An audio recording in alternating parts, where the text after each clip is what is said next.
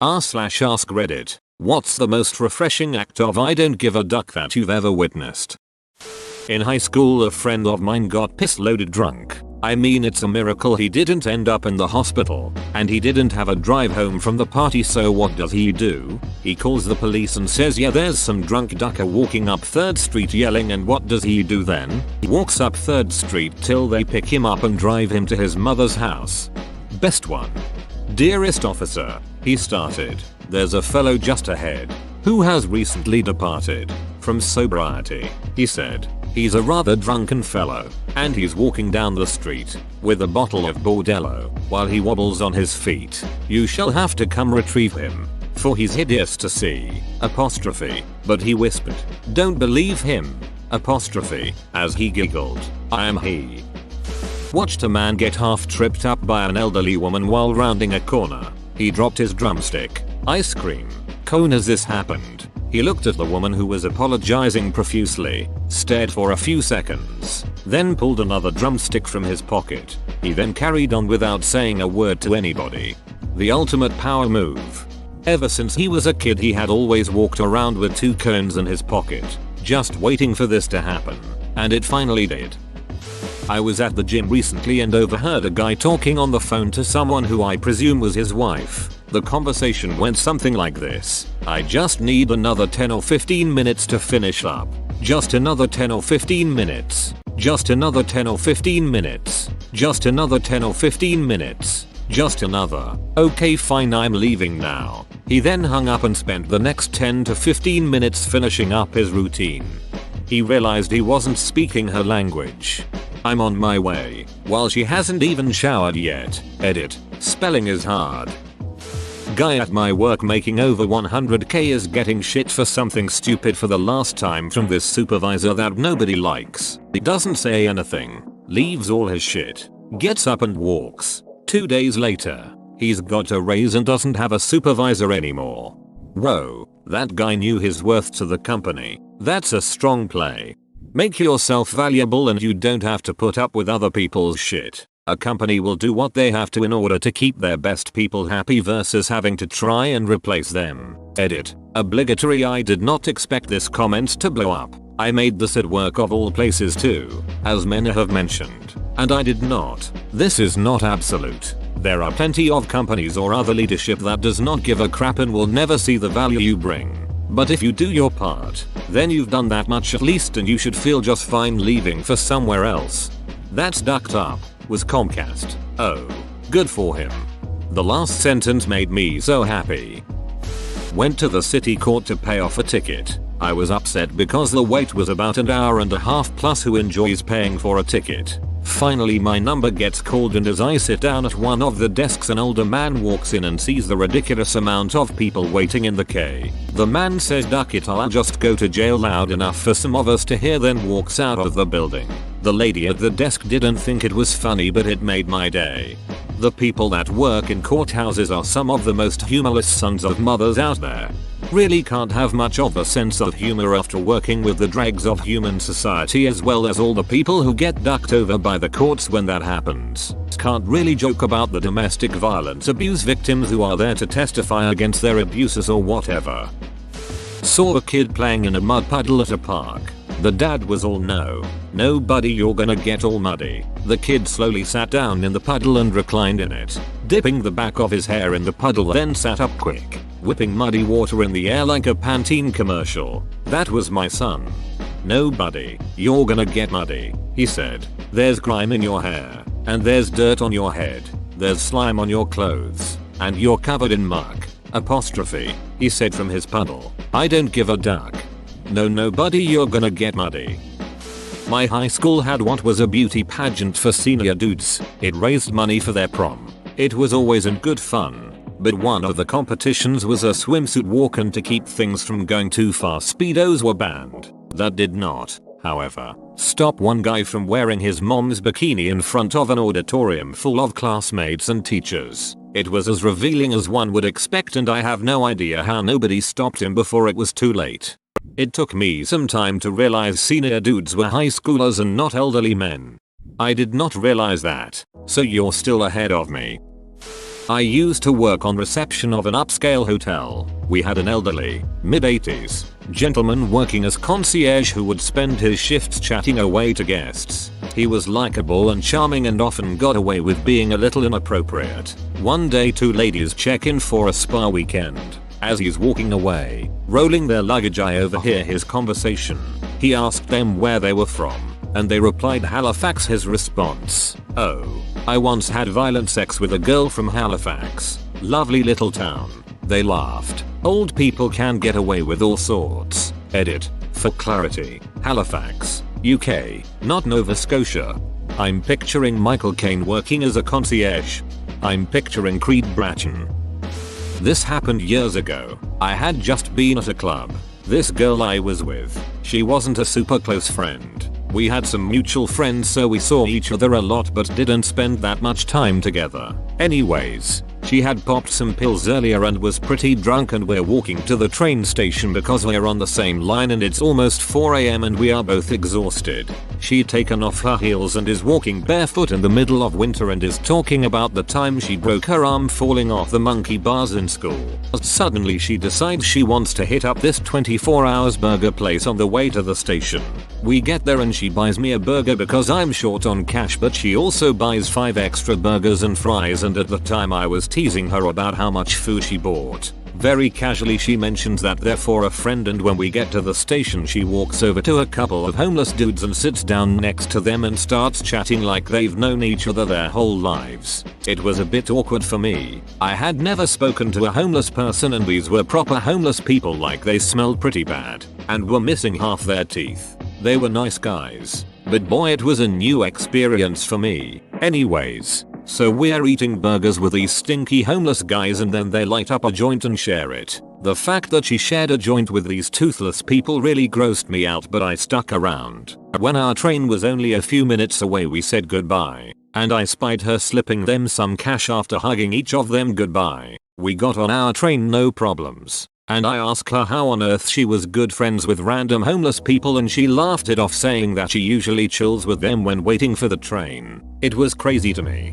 She had done something wonderful for another person like it was no big deal at all.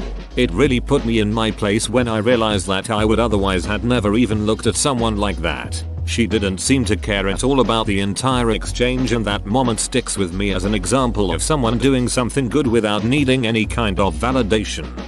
Seriously, get you some homeless friends. I have one.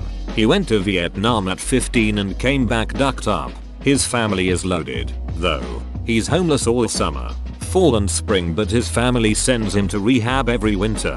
One winter they couldn't find him, so they asked me to show them where he liked to loiter. 2 super old people. I think his siblings. I say sure, and they take my number for later so they can reach me after my shift. He had hung out by the restaurant I worked at and they knew of me. He told them he had a friend who got him socks and smokes and mentioned me having a buzz cut. Anyway, shift ends and I get a call. They sent some kid in a Tesla to drive me around and look for him. They used me to draw him out and it worked. I'm walking him back and he's like, "Did they talk you into this?" Well, it was fun on the lam. Man, watch this. He spoke like the hippie from that 70s show. We get in the car and he taps me, so I look back in the mirror and he starts going off about not wanting to go and he's faking it all. Finally, he says to the kid, "You put a bounty on me. Man, you're the man. Now, you got the bounty. Pay the hunter, man," and other things along these lines. He basically scammed his nephew out of a few $100 for me. We get back to the restaurant and the old people meet us in another Tesla. I get a few more monies for my help. When I left he was changing into new winter boots. He also winked at me and told me he'd see me next spring. Rick was a legend. Edit. Old Dirty Ricky is still alive, and since you all got me missing him, I called the restaurant and spoke to a buddy that still works there. Rick is less homeless now and has started dating the crazy cat lady. He hates cats. I know this, but he's sweet on her. Apparently, love finds a way. He also chased off a person who had stabbed a person sitting on a bench. He's the man. Now, I befriended a homeless guy in my mid-20s. I was a heavy drinker back then. On the scale of $150 to $200 in empties every month, One day I was loading them in my truck in the alley and I seen a homeless dude bottle picking in the garbage cans. I would see the guy like every other day. I called him over and told him I'm tired of taking my empties in all the time. I was flush with cash at the time and told him he could have them and that I would put them inside my back gate for him so I didn't have to take up space in my garage. Dude was in tears and very thankful. This was in a halfway shitty end of town. I and my neighbors had stuff stolen off him. I lived there 6 more years and never had another theft or break-in, and buddy always took the empties and would even give me a smoke if he would see me. Was on a ferry one day, standing next to a guy on the ledge. Guy was texting, dropped his iPhone into the sea. He just looked over for a second and pulled out some gum from his pocket and chewed on it and continued looking at the islands passing by. I looked at him once and he just shrugged briefly. Dude skipped straight to the acceptance stage. Zen master.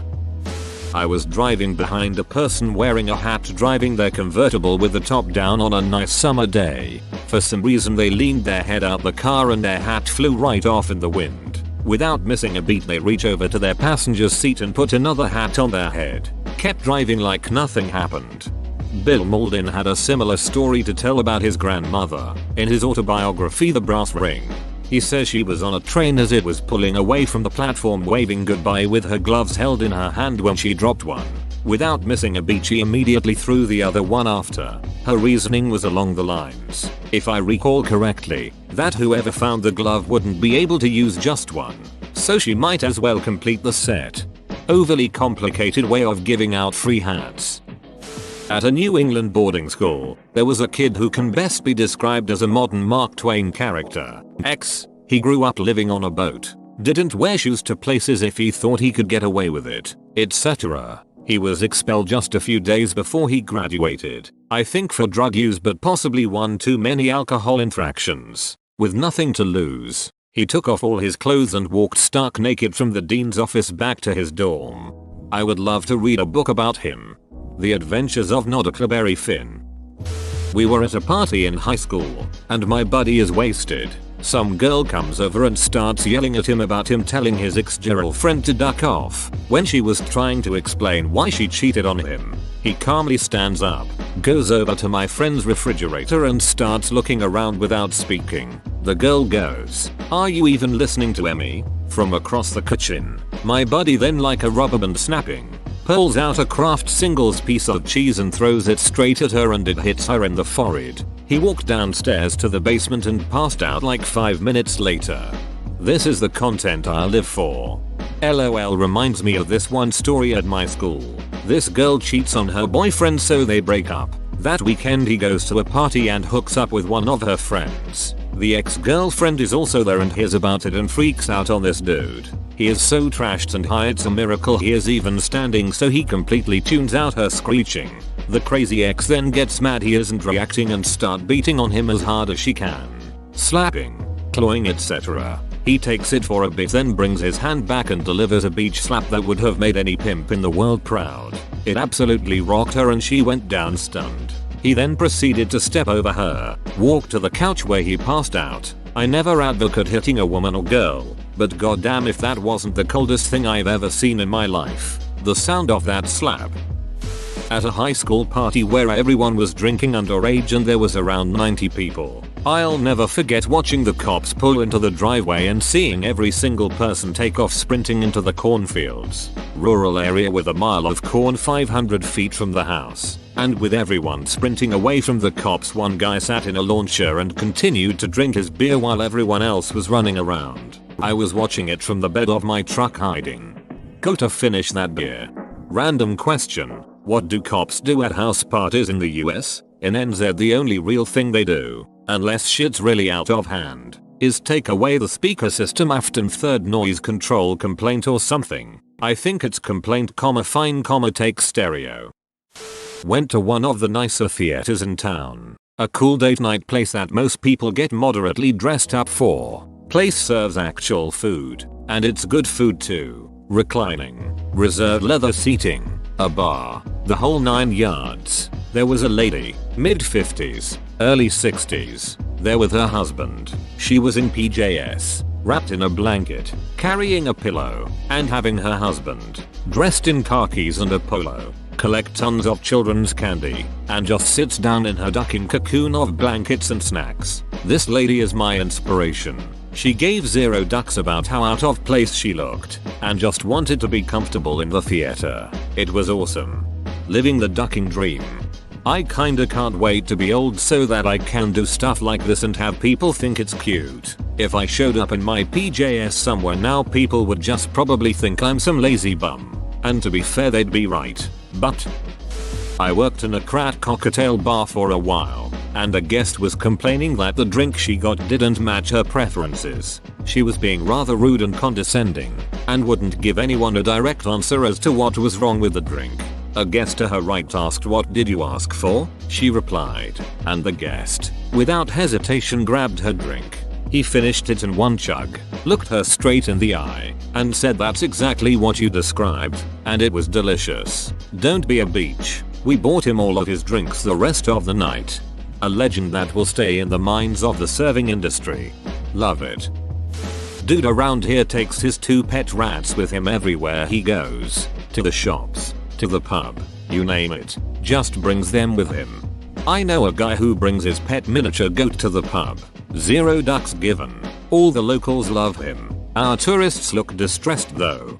As long as it's not a hygiene issue, sounds awesome. Everything is more fun when your animal buddies are with you. My girlfriend and I tend to get weird looks when she pulls our rubber ducky out of her purse in public, but we love taking travel photos with it anyways. At this point we barely even notice the funny looks. I worked at a call center for a while too. Ethic, as we all know, is hell on earth. Had a coworker look my dead in the eyes and say, "Thanks for calling Verizon. Go duck yourself," and hung up. He then proceeded to log out for a 2-hour lunch. He came back, but was quickly escorted out. I have a similar story from my sister, who worked for Arby's for a while. One day the dude on drive-thru gets a text that his buddy is coming by. He sees a car pull up that he thinks is his buddy, gets on the mic, and says, "Welcome to Arby's. Go duck yourself." It was not his buddy. When I was teen, my friend had a stereo speaker thing hooked to the front of her car. We could play music through it and talk through it. One time in a drive-thru we were behind a car trying to order. They were having issues with their speaker and couldn't hear everything about these people's complicated order. So my friend picks up the microphone and says, "Just pick a number, dumb duck." They drove off, parked, and went inside. When we pulled up to pay for our food, we could see them inside screaming at a poor girl at the register. We didn't do that again. One day at my old job, my old boss called everybody together because the upper management decided to cut some people out. This old lady overheard it from the bathroom, and then she zoomed out of there, grabbed her stuff and left before she could get properly fired. She then called the HR to tell them she was getting her paid vacation that was on hold, and hung up the phone before the HR could respond. And she turned off all possible contacts, like cell phone and emails. Then she took 30 days of paid vacation plus 4 days of paid sick leave plus 29 days of absence. In my country, the law says you can be absent for 29 straight days without being fired for just cause. When she came back, she was properly fired without just cause and got all benefits like unemployed insurance, etc. TL. Doctor, old lady took a 30-day vacation, 4 sick leave and 29 days of absence before she could get properly fired. Whoa, you made it to the end? You're a ducking beast. I'll cut you a deal. Smash like and subscribe for more curated content, bruh. It's free and that's a great price.